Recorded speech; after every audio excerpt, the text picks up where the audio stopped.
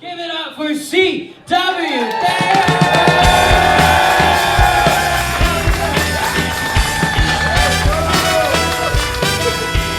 What's up, Reverend? It's kind of like a hero's welcome. It's sort of a trip. I mean, it makes sense because I am a hero. But, well, I was for a short time, but I'll get to that in a minute. So I have been a public high school teacher for 28 years now. Yeah, and I'm ready to do anything else. Like anything else at all would be great. I got my applications out. I'm going to be a Walmart door greeter. I wrote a novel. Like anything to not have to teach. I'm like hitting all the avenues. Like something's going to pay off. So yeah, I put this novel out, and people are reading it. It's kind of a trip, and I got my first review on Amazon. It was so cool, and it was because it was a former student who gave me my first review. Like, oh, how amazing is that, right? Until I read it. He gave me 3 stars, which is kind of cold-blooded, but it's like a little painful to see. But I wasn't too mad. I gave him a C. It's kind of fair. He was just playing the long game. It's all good, Can't get too mad at him. But so yeah, I've been doing it for a long time.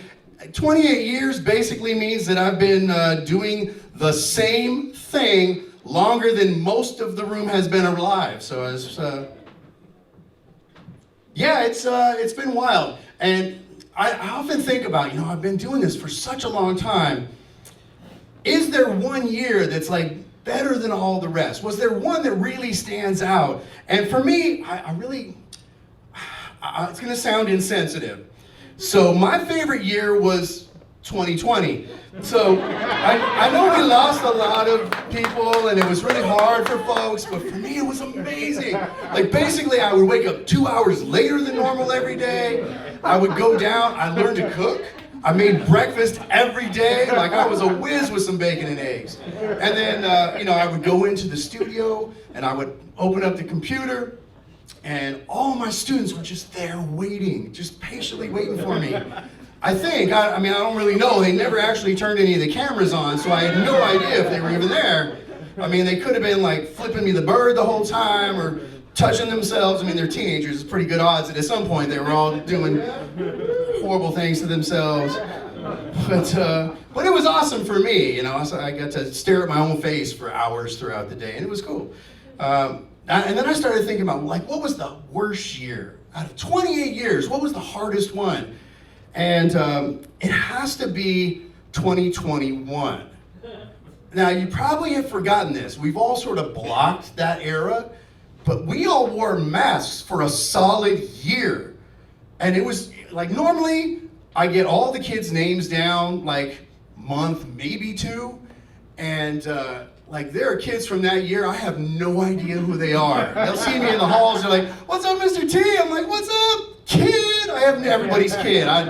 I just have no idea. But I will say this, it did give me an appreciation for what it must be like to teach at the Afghanistan girls' school. So, there's, pro-Taliban in here? Okay. I'm feeling out the crowd. Relax, guys. These are jokes. We all know that they don't let girls go to school there. It's fine. No? Too much? I did become very aware during 2020 of something that really, it's the reason we all go into teaching. First of all, how many teachers do we have in here? Make some noise. People in education. All right, so y'all on spring break. Okay, cool. So I know if it were a regular week, y'all would be in bed already. But when we were in lockdown, it really made me think about the reason that we all get out of bed in the morning and go do this job in education, and that's breaking up fights. Like, that's the real reason we go, because it's amazing. It's like a total rush. You'll just like wait at your doorway at the passing period and just kind of watch and wait for the crowds to start to gather. As soon as you see that crowd of like 10 kids, you're like, it's on. You take off running and you're like grabbing kids and you pull them off the pile and you like grab them by the hair and you take them up. Can't really do the hair anymore because they got phones, but you take them up to the office and it's amazing. But I started getting a little older and I had to like retire from the breaking up fights game. So at this point, if there's a fight that breaks out, like I don't jump in, I just do one of these. I'm like, and if nobody sees me, I'm going the other way. Like, for me, it's the Hunger Games. May the odds be in your favor. I'll be in my room. I'm not doing it. So the last fight I broke up. So I was at the bathroom. I was coming back this passing period. And I turned the corner. And I see these two girls squared off, and I'm like, oh man, girl fights are the worst. Like, there's out of control. Well, let me preface that. So I teach in San Bernardino. These weren't like your average little white girls. These were the hardest cholas in the whole city squared off. I'm talking like the angriest eyebrows you've ever seen drawn on a face. And my first thought was, yep, I'm gonna die today. So I looked around and the kids are all watching. I'm like, damn, I can't like go the other way. So I didn't say anything. I walked up like this.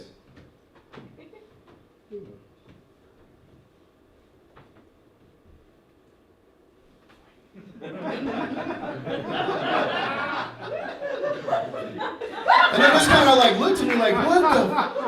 And then they laughed and that was it. And so that's what I do now. The kids started calling me Mr. Star-Lord. I don't know what that means, Mr. Star-Lord, but whatever. Must be an internet or something. I don't know.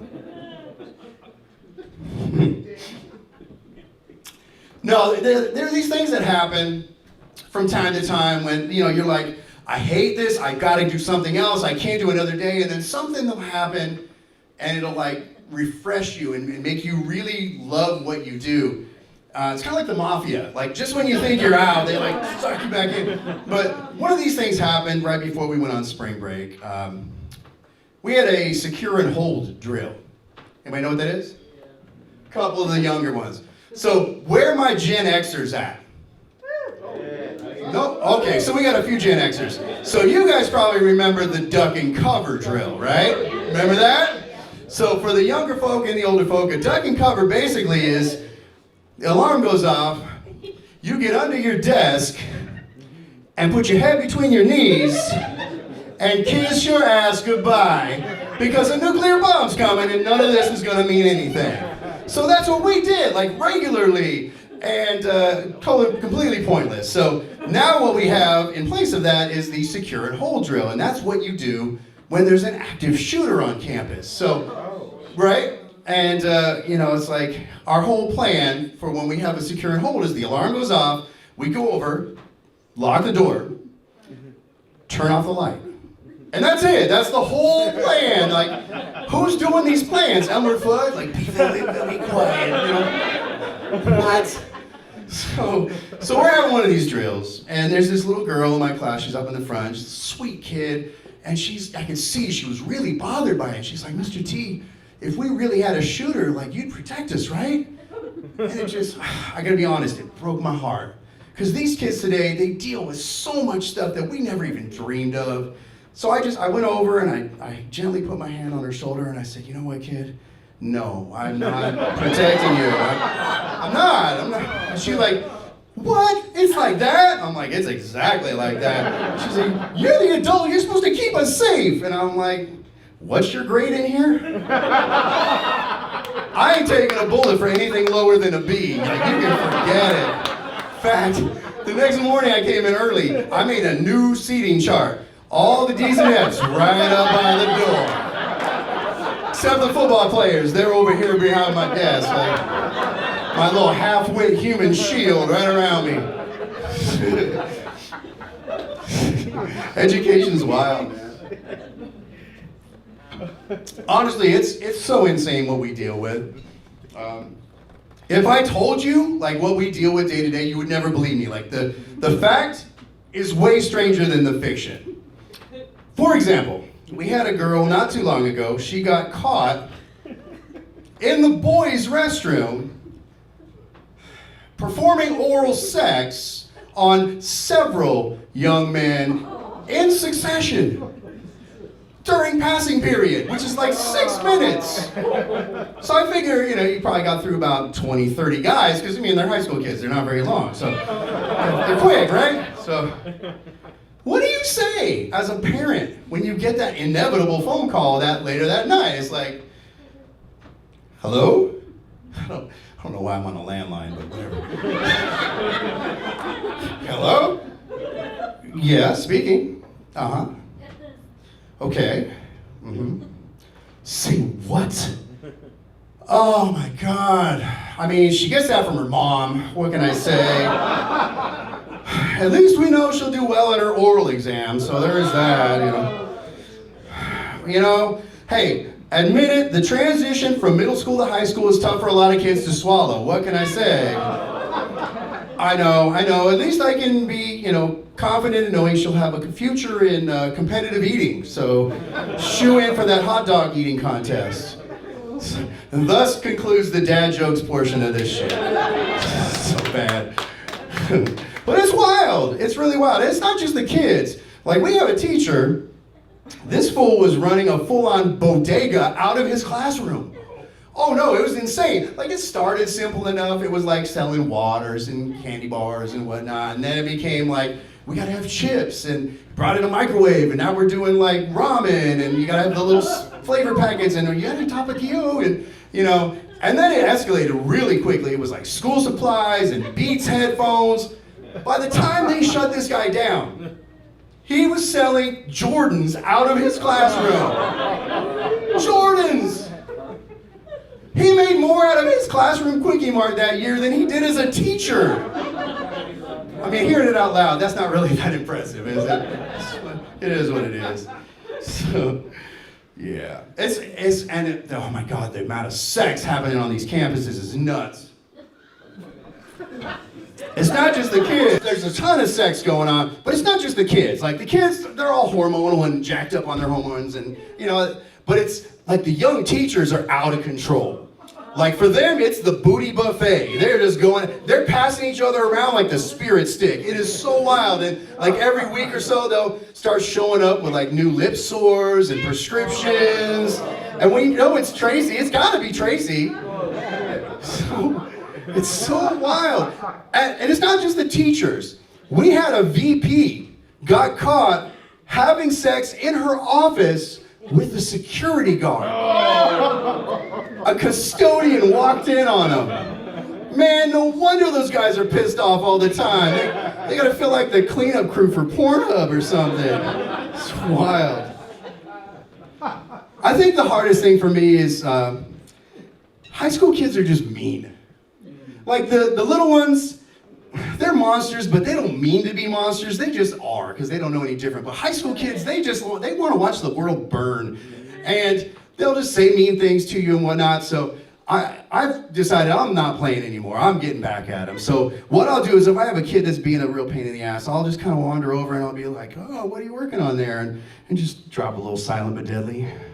And then walk away. And I'll go over, pretend to look at somebody else, but I'm watching out of the corner of my eye. And they start to blame each other, like, oh, you're nasty, oh, you farted.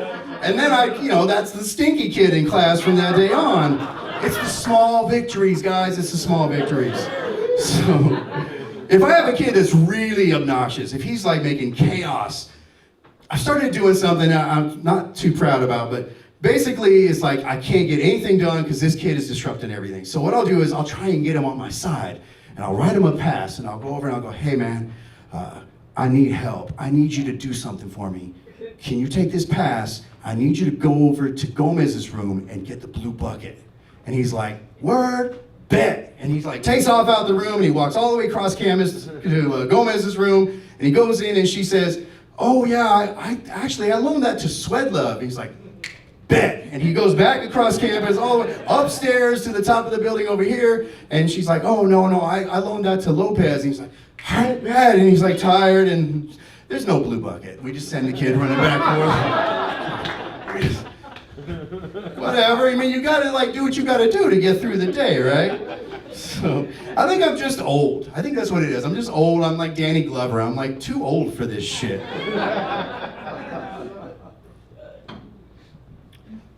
I think the thing that hurts the most about getting older is I don't get the kids' music anymore. I can't decide if today's music is just crap or if I'm just too old and I can't hear it, you know. And I know a lot of people are like, it's terrible today. I'm like, well, you're probably old too. But I pride myself in knowing all like the newest music. So I'm like, okay, I'm gonna give this a shot. I'm gonna really see if it's any good. So I looked at this song that was very popular a couple years ago called WAP. And you've heard this, right? WAP stands for wet ass pussy. I was confused right already at the beginning. I'm like, what is an ass pussy? Why is it so wet? Like, what is happening in this song? So anyway, I'm like, all right, fine. I'll just read some lyrics. And I got to a line that says, bring a bucket and a mop. Ladies, if you need a bucket and a mop after sex, you have something that is very not right. You need to skip the urgent care, go straight to the ER because you have a serious condition. But anyway, so I read on. It's like, he ate my ass and now he's diabetic. And I'm like, who would want that? Like, how is that a good thing? Is there something I don't know? Like hepatitis now causes diabetes? Like, what the? So anyway, I'm like, all right, I don't get that either. So I went to the next one and it said, it sounds like macaroni in a pot.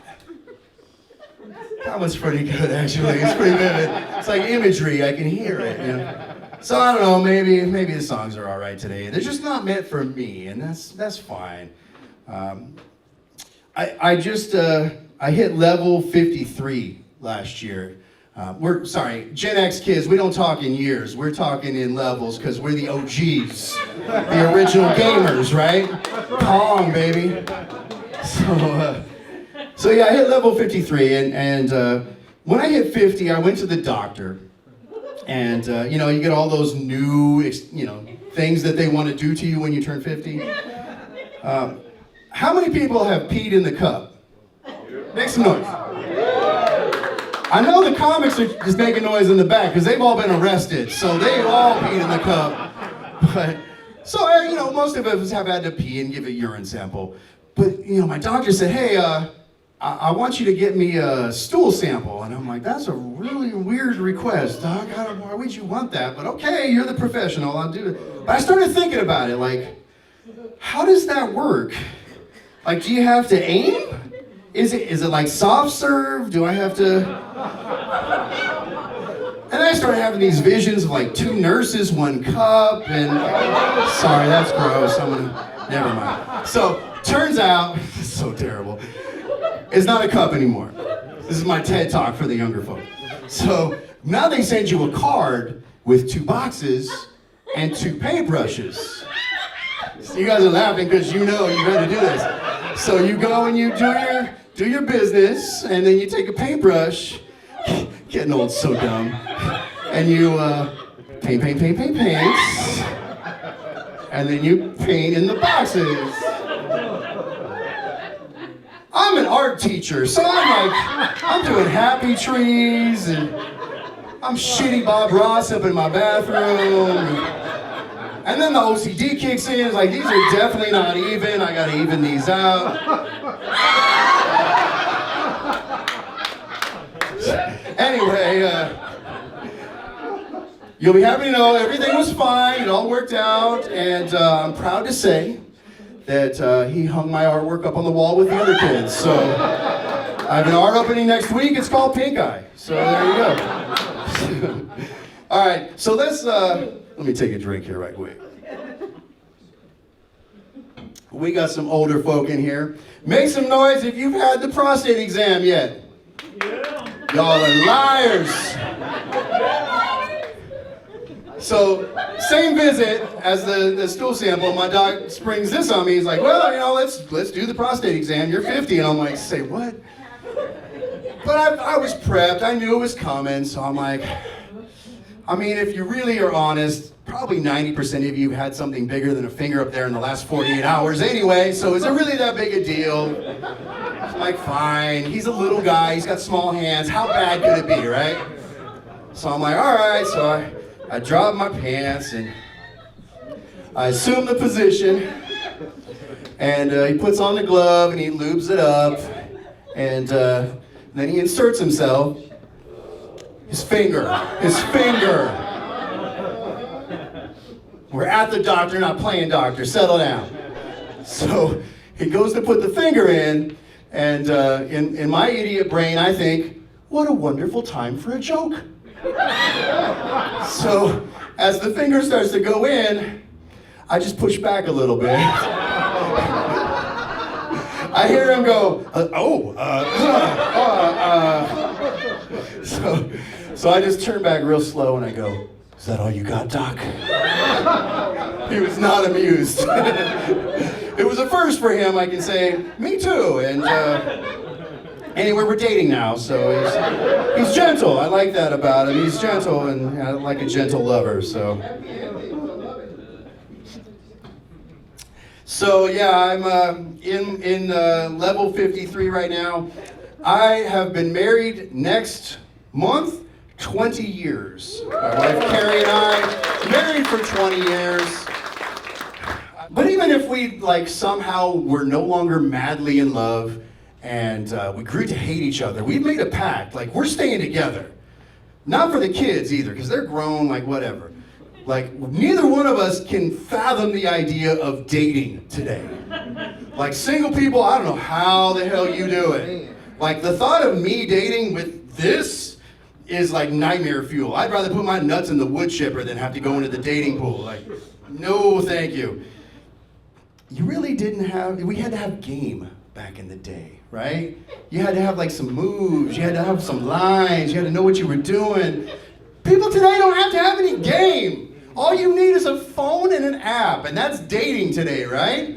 You got this app and you swipe one way, I don't know which way you swipe, but you swipe something, and then you find one that looks good, you're like, oh, okay, and you click on it, and then you send them a message, hey. And then maybe they send one back, sup. Dick pic, and that's kind of how dating goes. From what I gather these days, it just, it seems terrible. For me, the problem is, y'all have moved the baseline so far that I don't think I could handle it. At this point, sex on the first date is kind of a foregone conclusion. If you're not having sex on the first date in these days, something really went wrong with this date. And when did everything become about the butt? That's what I'm really asking. Why are we sticking stuff in butts and faces and tools and whatever you guys are doing? I'm in my 50s, man. That's a young man's game. At my age, we spend less and less time maintaining that general region, and you go down there on a 50-year-old and it might be French kissing a labradoodle or something, so yeah, the thought of, but here's the thing, if you're having sex and doing all this freaky butt stuff and whatnot, right off the bat, what the hell are you gonna do on your 10th anniversary? Every year you gotta kind of up the stakes a little bit and get a little more wild, right? Keep it fresh. What the hell do you do when that's where you start? And that's my problem is, at year 10, what are you gonna be like? Hey babe, we've been married for 10 years now. I got an idea, let's get freaky tonight. Poop on me. You're is that where you get to? Or I have a theory. Maybe y'all are just Benjamin Button this thing and say, hey, it's our 10th anniversary. Let's get freaky. Let's cuddle. Is that how you go backwards? I don't know. Either way, I have no interest in doing any of that. It just sounds terrible. If I ended up single, I would probably crawl in a corner and die. I didn't mean to bring it down there. That was a little weird. So yeah, I actually, my wife Carrie and I have 3 daughters as well, and it really made me aware of something that I just did not comprehend when I had daughters, and that's girls are gross. Like they are. Y'all are foul. Like let's say, we all know guys are disgusting. That's a given. I had no idea women are just about as bad or worse. And I know the women are thinking they're gonna turn on me now and start lynching me, but hear me out. I should have known that they were nasty because I have a mom, I have a sister, and we would go on like vacations and I'd be in the backseat with my sister and all of a sudden out of nowhere you'd hear like, and I'm like, is there a horse in here? What is happening? And my little sister would giggle, and then my dad would get mad. He's like, knock it off, that's gross. And I had no idea what was happening. Years later, I find out my little sister could queef on command. Who knew that was a thing? That's gross. It's natural, but it's gross. But then I had 3 daughters, and one by one, as they reached puberty, there began to emanate a very interesting odor from each of their rooms. And I'm not talking the usual onions that, teenagers have. It's like, what are you eating? In and out in there? What's going on? But no, you would go in there and it would be like, is there a goat in here? Like, are you hiding livestock under your bed? What is happening in here? It was nasty. It was a very distinct smell. And we figured out, we would do their laundry and they never had dirty underwear in the laundry. And we were like, what the hell?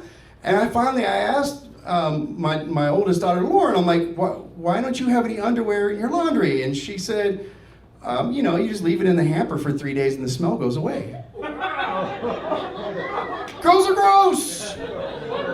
But that wasn't it for me. That wasn't really what broke me. What broke me was, I went into the restroom one day and I saw like a little pair of chonies on the ground. I'm like, oh, they do exist. And then I noticed like, oh, there's skid marks on these things. On the outside. So I was like, what in the world? And I went and got my daughter, I'm like, hey, please explain how you did this. And she was like, duh. They got dirty, so I turned them to the clean side. Now, the clean side. I am not a gambling man, but I would wager that 30% of females have done or continue to do this now. And you're going, no, that's not me. I'll tell you what, look to your left, look to your right. One of y'all is nasty. It's gross.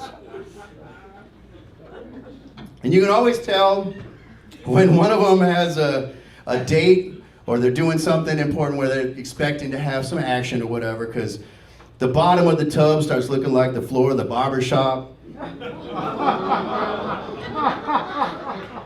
The bar of soap looks like a gerbil with mange. That one's gross. I'm gonna take that one. We'll cut that one. Yeah, it's nasty. So, anyway, I've got 3 daughters, like I said. My youngest is Phoebe. Phoebe is a vampire.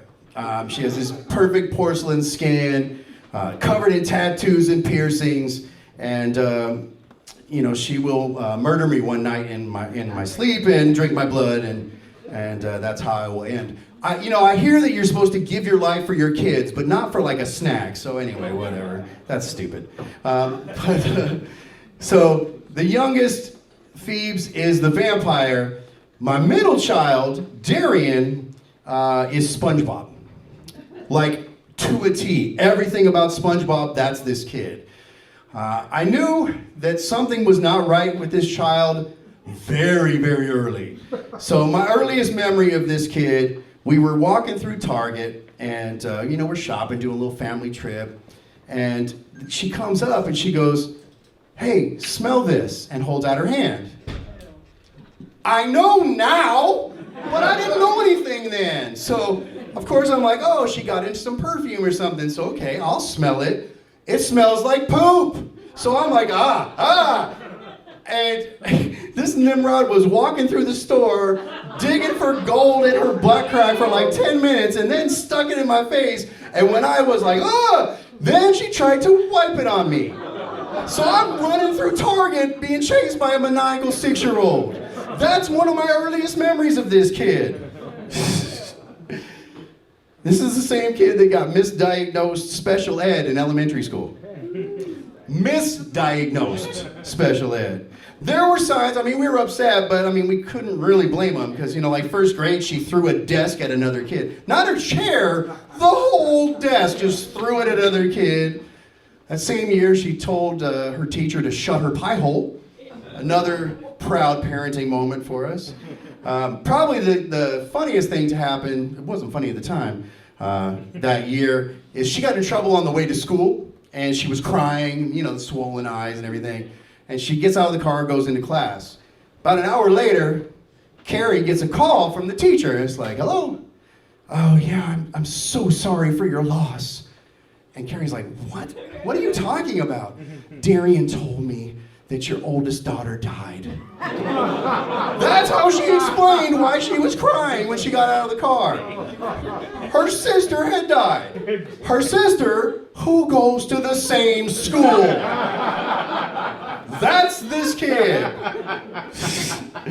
Something wrong with her. So I think it was because there weren't a lot of other kids her age in the neighborhood when she was growing up. So what she would do is she would take these latex gloves and she would fill them up with water and tie them off and draw faces on them, and those would be her friends. She called them her jellies.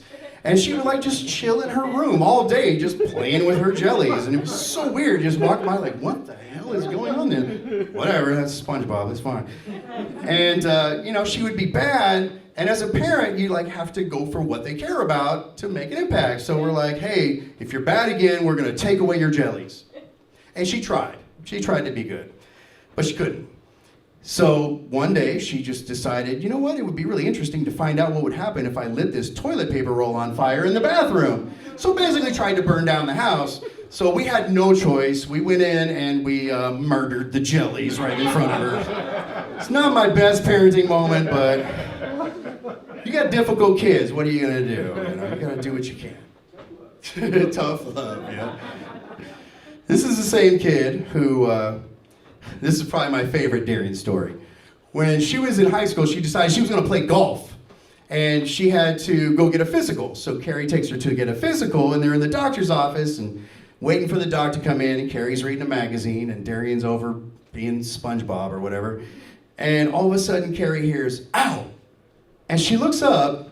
This Nimrod has her hand in the box of used needles. Yeah. And Carrie's like, what the hell are you doing? And she's like, I was just curious what was in there. Like, you didn't see danger, warning, peligro, all of biohazard. So Carrie's like, holy crap. And she runs to get the doctor, and the doctor comes in, and I can only imagine what this guy was thinking when he was listening to them tell that this numbnuts was voluntarily sticking her hand in the box of death. He must have been like, okay, right. Is she special? It had to be. It had to be. So that's Darian.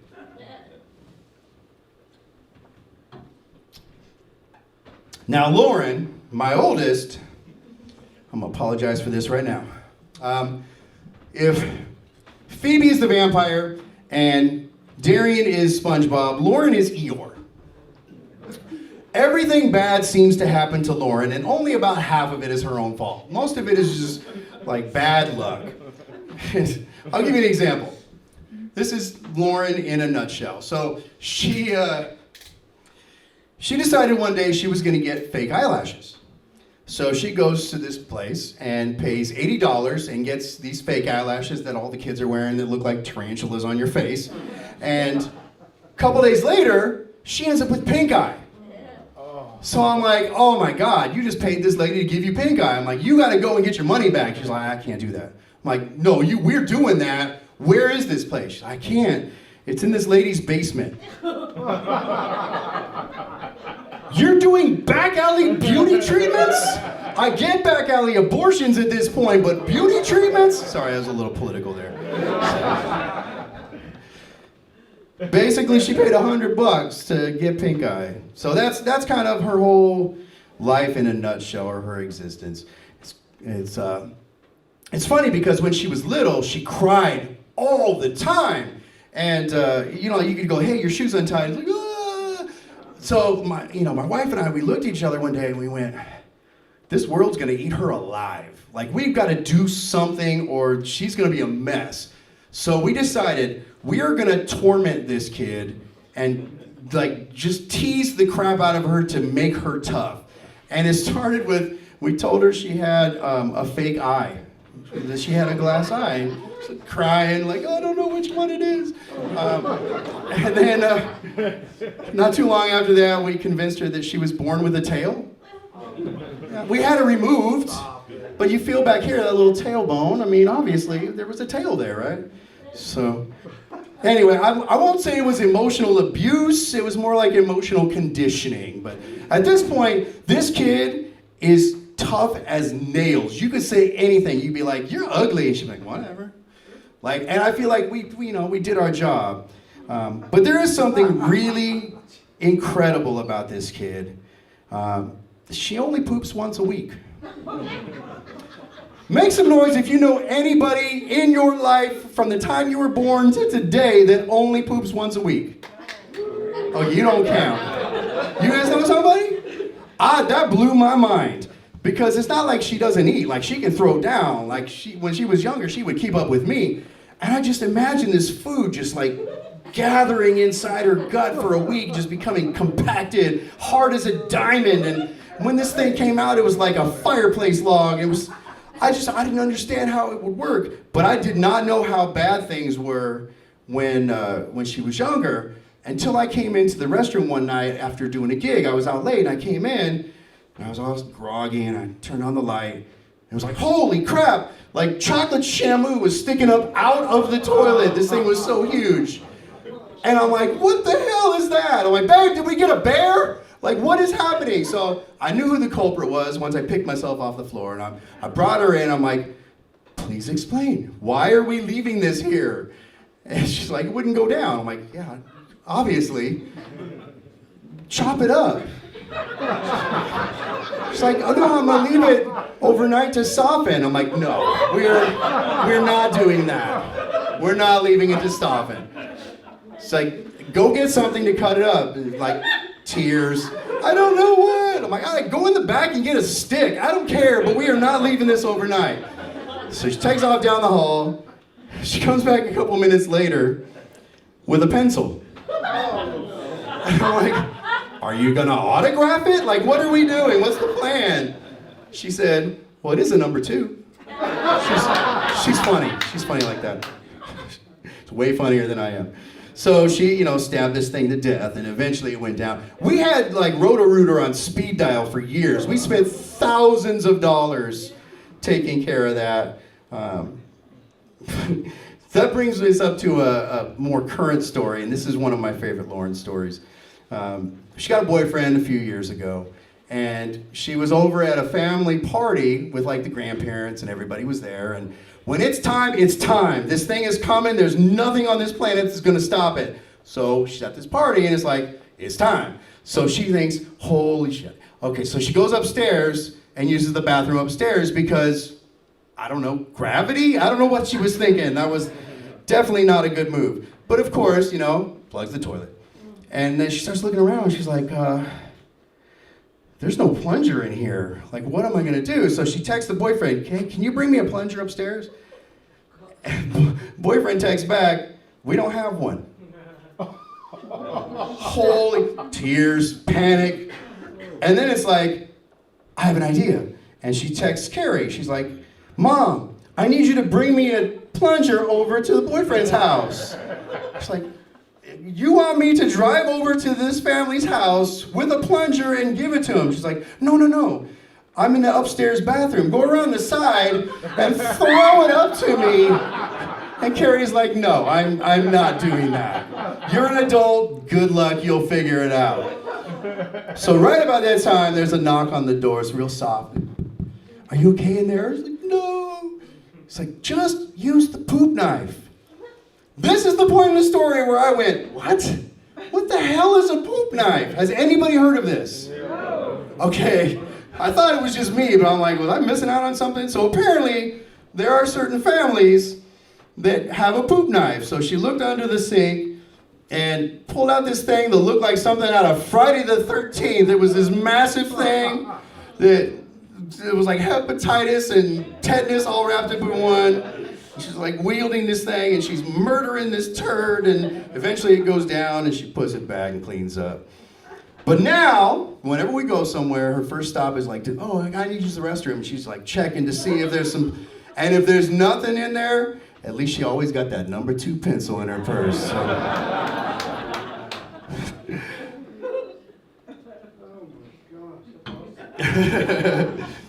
And that's what it's like being a dad.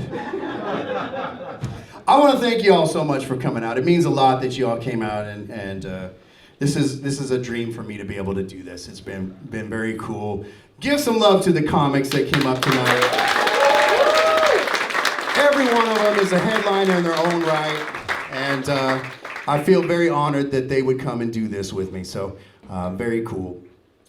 A lot of you know that I have been a musician probably since I was born. Oh, hey. So, thank you, sir. Hey. So, yeah, I've been a musician for a lot of years. I don't know what I'm doing here. And it started in high school. Something happened to me that was very transformative, very important. So, I had a band when I was in high school, and my girlfriend at the time was the lead singer, and I thought she had this amazing voice, and she is all right. But we would have rehearsals, and I loved singing background vocals. And she used to say, don't sing, you make it sound bad. And it crushed me. It was the worst pain, because I loved to do it so much. And so I had no choice. I did what any musician would do. I kicked her out of the band, and I dumped her, and now I'm a musician now for 30 so years. So I would like to do something a little special tonight. I wasn't really going to do this, but I would like to play a little music for you as we wrap this up.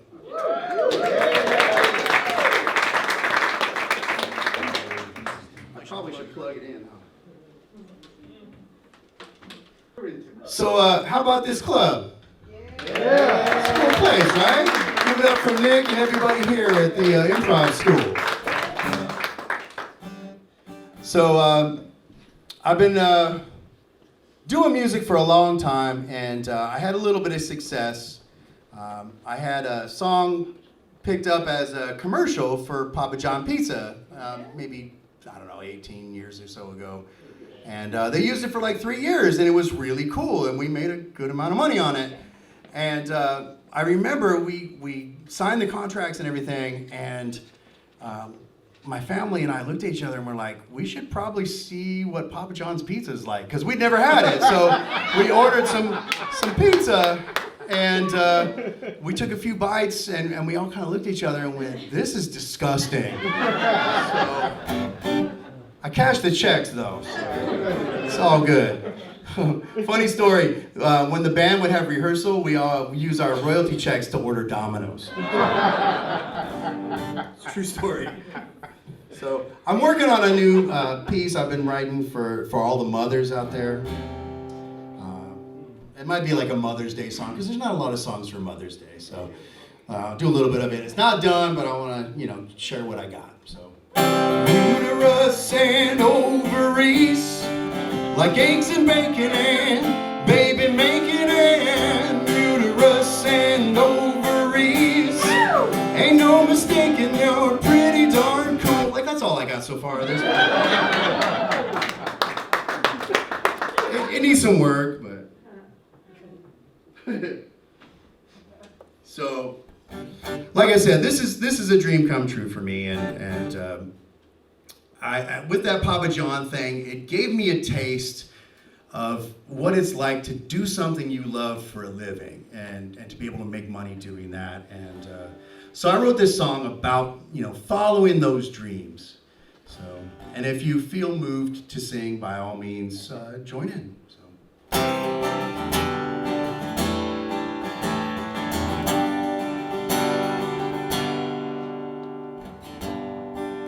My name in lights and neon stars I'll get free drinks at every bar. I'll wear Armani just to run to the store. And I won't have to teach anymore. 'Cause I want to be a corporate whore. I want to be a puppet of the industry. I want to be a corporate whore, and I know I will someday. I'll see my face on peoplemagazine.com. That's an older song. And I'll be on OnlyFans doing something obscene. I'll buy an ugly Tesla truck and paint it lime green. I'm gonna party with Charlie Sheen. I think he's still alive. 'Cause I want to be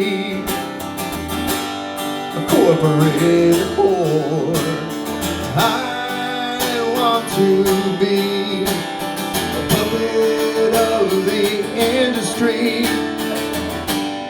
I want to be a corporate whore, and I know I will someday.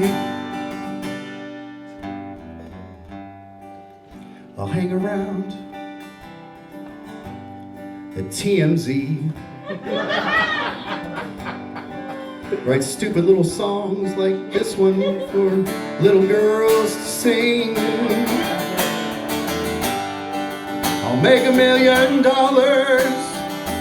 every day, and I'm gonna piss it all away, just like Elon did, baby.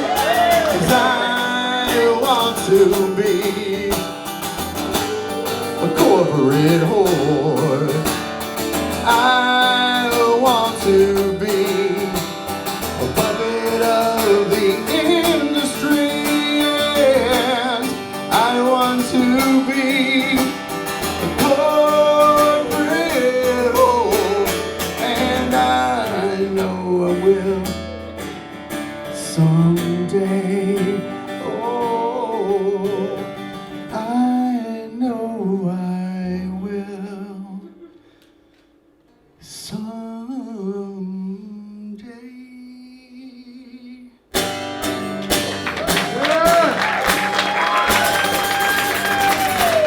Thank you all so much for hanging out. We've had a good time tonight.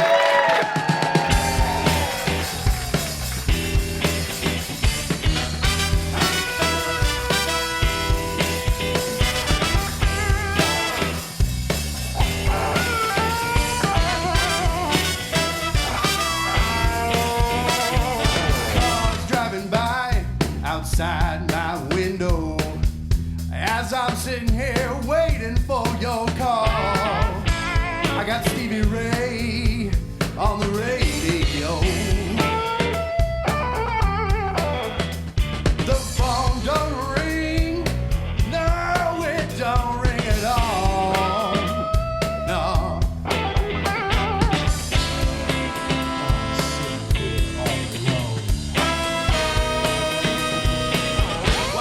You pay